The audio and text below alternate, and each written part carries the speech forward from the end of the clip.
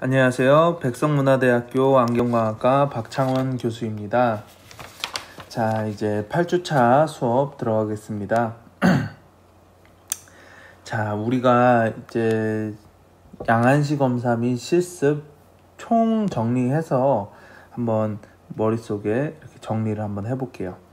그동안 이제 쭉 이론적인 부분들 쭉 보았고, 그리고 또 제가 직접 이렇게 시범 영상을 올려서 이제 검사하는 순서, 그리고 검사하는 방법들 설명을 이제 덧붙였는데, 양안시 검사라는 거 지금 이 수업 왜 하고 있는지에 대해서, 그리고 이 이제 스킬의 필요성, 그리고 이 검사의 의의를 다시 한번 또 우리가 리마인드 해보는 그런 시간 한번 가져볼게요. 양안시 검사 및 양안시 이상 및 검사는 이게 어떤 거를 보기 위한 건가? 그래서 제가 정확하게 어떤 사물을 보는 데 있어가지고 도움을 주는 기능 하는데 초점이 맞춰진 게 아니라 안구의 밸런스를 맞춰서 안구의 편안함에 초점이 맞춰졌다. 이렇게 이제 말씀을 드렸어요.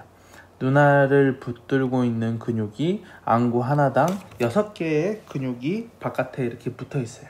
그래서 우리는 이거를 외안근이라 이야기를 했고요.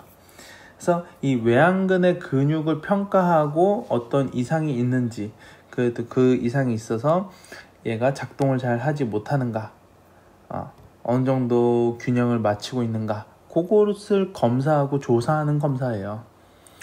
그래서 이 외안근의 작동이 원활하지 않으면은 안구가 조금 편히 되어 보일 수 있고, 그리고 이제 그게 더 이제 굉장히 심해져서 사시로 이어질 수 있는 부분. 그래서 우리가 일반적으로 눈이 피곤하다 그러면 굉장히 이유가 많아요. 단순하게 우리가 안구 건조증도 눈을 피로하게 만드는 것 중에 하나고, 굴절 이상 중에서도 이제 난시나 원시 같은 경우 눈을 피곤하게 합니다. 그리고 이제 우리가 눈 안에 있는 근육도 이제 제가 설명하고 같이 배워봤는데, 눈 안에 있는 근육 내안근, 조절 근육이 시원찮아서 조절 부족 현상 겪고 있거나 노안이 있으면은 또 눈이 피곤합니다. 그래서 노안이나 조절력 부족이 아니고서야 사실 대부분의 안근의 피로감, 눈의 피로감은 외안근의 문제이다. 그리고 이 외안근육의 문제가 결국에는 시력의 퀄리티를 굉장히 떨어뜨리는, 시생활의 퀄리티를 떨어뜨리는 그런 것을 이야기한다. 그래서 우리가 양안시 검사는 외안근의 힘을 객관적으로 측정하는 것이 포인트예요. 그래서 객관적으로 측정을 하고, 그리고 그 이제 부족한 융합력 자체를 되도록이면은 시 훈련을 통해서 이제 회복시키고 복구시키는 것이 이제 중요하다. 근데 그것이 잘 안 되면은 안경 렌즈의 도수를 조정해서 또 조정할 수 있고요. 그도 안 된다고 하면은 프리즘 렌즈로 편의된 눈을 조금 더 융합하는 데 있어서 편안하게끔 도와주는 그런 역할을 우리가 이 검사하는 방법과 처방 기술을 알아야지 이제 할 수 있다. 그래서 양안시 이상의 정도가 경해서 단순히 굴절 도수 미세 조정만으로 해결할 수도 있고요.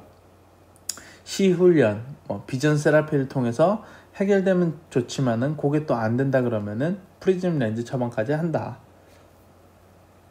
참고로 시훈련은 꾸준하게 시행되어야 효과가 있다라고 말씀드렸어요.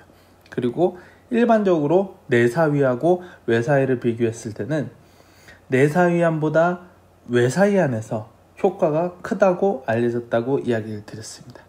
그래서 제가 이제 케이스 리포트 논문으로 해서 이제 발표한 거 보면은 내사위 안에서 내사위와 수직사위를 가지고 있는 그 이제 어린 환자에서 시훈련을 적용한 다음에 거기서 어떤 효과를 본 부분을 보고한 논문인데 그 이제 일반적이지 않은 케이스이기 때문에 케이스 논문으로 나간 거예요.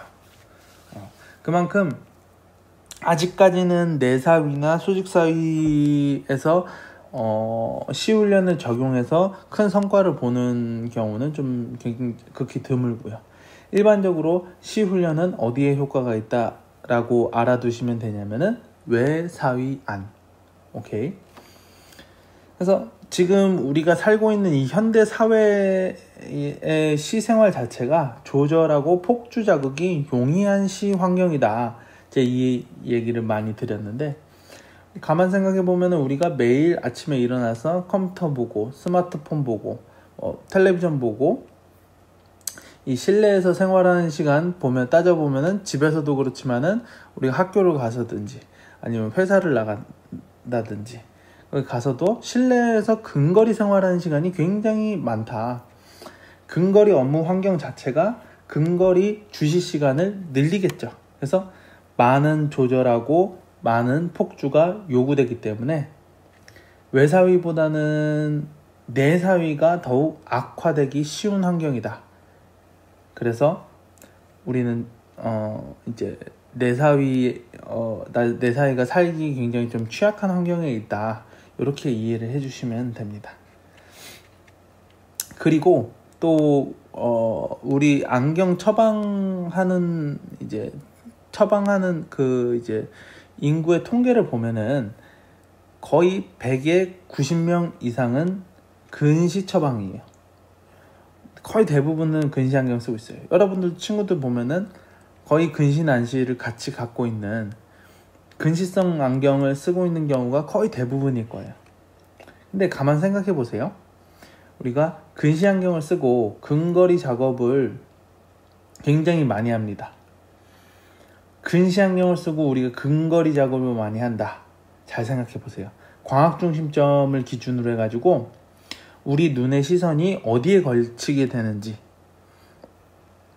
우리가 일반적으로 안경을 처방을 해서 혹은 우리가 안경을 처방을 받아서 이 안경을 일반적으로 쓴다 그러면은 원용 안경을 말하는 거예요. 그쵸? 우리가 지금 노안이 오기 전까지 40대 전까지는 사실 안경 처방을 쓴다 그러면은 95% 이상은 다 대부분 멀리 보는 원용 안경입니다. 원용 안경, 거의 근시성 안경이거든요. 그 근시성 안경을 쓰고서 근거리 작업을 한다. 이 상황을 한번 생각을 해보세요. 근거리 작업을 한다 그러면은 광학 중심점 기준으로 해가지고 우리 눈의 시선이 어디에 걸치게 되나? 어디에 걸치게 되나요? 우리 눈의 시선이 광학 중심점을 지나가게끔 원용 안경, 원용 PD 재서 이렇게 처방하고 그걸로 조제 가공하잖아요. 근데 우리가 그 안경을 쓰고 근거리 작업을 많이 한단 말이에요. 그러면은 시선이 어디로 가? 코 쪽으로 가잖아요. 코 쪽으로 움직일 거 아니에요? 폭주하기 때문에. 그러면은 이거는 프리즘 영향, 베이스 인 영향을 받는 건가요? 베이스 아웃 영향을 받는 건가요? 한번 생각을 해보세요. 우리 시선이 폭주해서 눈 가운데로 좀 몰리는 상황, 그쵸? 근거리 작업을 할 때. 그러면은 기저 두꺼운 부분이 어느 쪽에 가깝게 우리 시선하고 베이스 인이잖아요. 그쵸? 베이스 인의 영향을 받는 상태가 되는 거예요. 우리가 일반적으로 안경 쓰고 이렇게 공부하거나 뭐 모니터 보거나 근거리 작업을 한다 그러면은 항상 베이스 인 영향에 처해 있는 거다라고 생각을 하시면 돼요.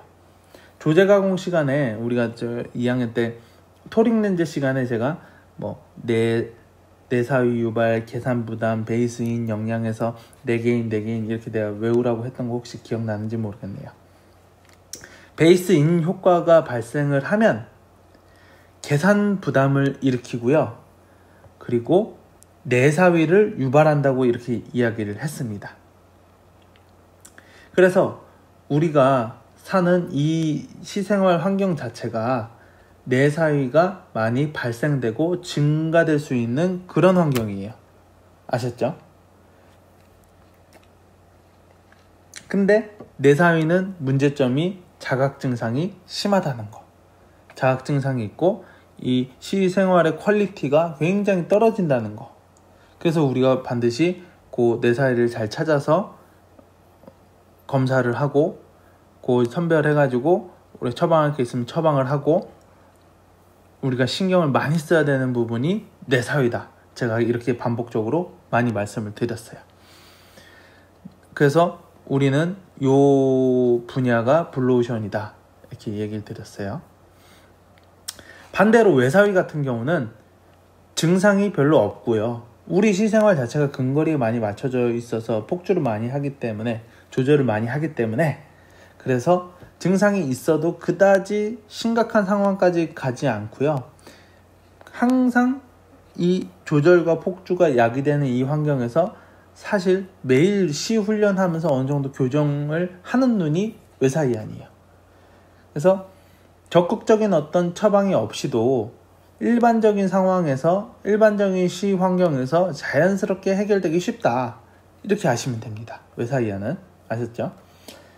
그래서 우리가 도수 처방하는 거 기존에 잘 배우고 도수 처방해서 안경 만들고 뭐 이런 부분들 2학년 때 많이 배웠잖아요. 근데 이 과목 자체는 다시 얘기하지만은 시력의 퀄리티, 시생활의 어떤 퀄리티, 질적인 부분을 조금 향상시키기 위해서 편안함을 그곳을 타겟으로 해가지고 우리가 신경 쓰는 과목이에요. 아셨죠? 그래서 우리가 사위 재는 검사를 사위도가 어느 정도 있는지 해서 검사를 사위 검사를 해가지고 진행을 했는데 이 사위 검사를 해가지고 환자에게 어느 정도의 이 편의가 있는지 그것을 조사를 했어요. 일반적으로 봉그레페법이라는 방법을 많이 써서 한다고 제가 이야기를 했죠. 그리고 또 하웰시표 가지고도 이렇게 사위량 재는 것도 우리가 거의 뭐 초창기에 2주차, 3주차 때 이렇게 봤어요. 그래서 사위량과 사위 방향을 알고 나면은 그 수치를 조금 곰곰이 생각을 해보고 한번 고민을 하셔야 된다. 그래서 평균적인 어떤 데이터에서 많이 이제 벗어나 있는지 한번 내가 따져보고 그래서 평균적인 어떤 데이터하고 좀 많이 좀 벗어나 있고 사위량이 크다. 그리고 이제 그 사위 방향이 내 사위 쪽이다. 이러면 우리가 긴장을 하고서 이거는 내가 좀 신경을 써야 되는 부분이구나. 이건 처방에 들어갈 수도 있겠구나. 이렇게 대비를 하고 이제 계속 생각을 하고 임하셔야 된다고 그랬어요. 그래서 그게 수치 나온 데이터 자체가 문제가 될 것 같으면은 다음에 PRC 검사, NRC 검사, 실성 상태 폭주 검사, 허성 상태 폭주 검사 해가지고 안근의 균형, 수평 안근의 균형이 맞는지 검사를 해보고요. 여기에서 또 나오는 데이터가 많이 튀는 데이터가 있는지 한번 확인을 해보고 그래서 외안근의 어떤 이 평가 자체가 끝나게 되면은 다음 이제 내안근의 평가가 들어가 주면 된다 그랬어요. 그래서 NRC 검사, PRC 검사 해주고 그래가지고 외안근에 문제가 있는지 내안근에 문제가 있는지 확인해서 외안근에 문제가 있다 그러면은 이게 시훈련으로 어느 정도 될 부분인지 아니면 도수를 조금 조정해서도 이게 사위량이 좀 줄어들 수 있는 자각 증상이 없어질 수 있는지 생각을 해보시고 그것도 안 된다 그러면 최종적으로 프리즘 처방이 들어가는 그 처방값이 들어가는 그렇게 이제 가셔야 된다고 이야기를 했어요. 그래서 나온 값을 나온 데이터는 우리가 처방 양한시 처방 프리즘 처방을 하는 데 있어서 기준은 퍼시벌이나 쉐어드 기준 공식을 이용해서 처방값을 결정해야 된다. 이렇게 말씀을 드렸습니다. 그래서 이렇게까지 내가 머릿속에 쭉 정리가 되셔야 됩니다. 아셨죠? 그래서 내가 안경 처음 문진하는 그 순간부터 해서 계속해서 그 다음 순서가 머릿속에 딱 짜여져 있고 요 이론을 토대로 해가지고 실제 많이 해보는 친구들 A, B, C, D, F 많은 친구들을 내가 직접 검사해보고 계속해서 반복해보고 경험해보는 것 이것이 이제 이제 필요하다라는 거 말씀드리고 싶어요. 그래서 양안시 검사 이렇게 내가 지금 한 15분 정도 이렇게 이제 이야기를 쭉 했는데, 여러분들도 머릿속에 이렇게 정리가 되면서 남에게 설명하실 수 있을 정도까지 되셔야 됩니다. 아셨죠? 그래서 1강 잘 정리하고 2강부터는 문제풀이 좀 들어갈게요.